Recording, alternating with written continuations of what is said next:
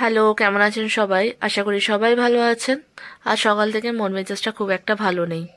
ভালো না থাকাটাই স্বাভাবিক, যেহেতু আজ আমার লাস্ট ডে হচ্ছে কলকাতায়। যবে থেকে শুনেছিলাম যে যেতে হবে, তবে থেকেই আমার মনটা খারাপ। আর যত দিন সময় চলে এসেছিল হাতের নাগালে, আরোই যেন মনটা খুব ভেঙে যাচ্ছিল। বাট কিছু তো করার নেই, যেতে তো হবেই। এটাই হচ্ছে বাস্তব, মানিয়ে নিতেই হবে আমাদের সব কিছু।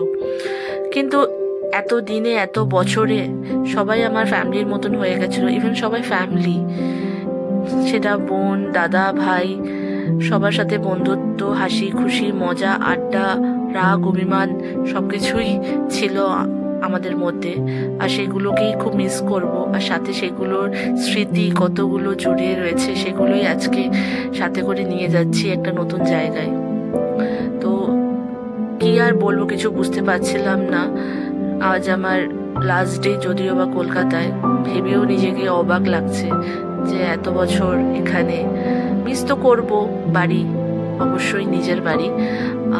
অবশ্যই আসবো, আসবো না তা নয়।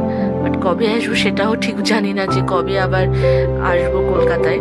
আসলে অবশ্যই দেখা তো হবেই সবার সাথে। তো আমি কিছু ভাষা খুঁজে পাচ্ছি না, আজকে আর কিছু বললাম না। সবাই ভালো থাকবেন।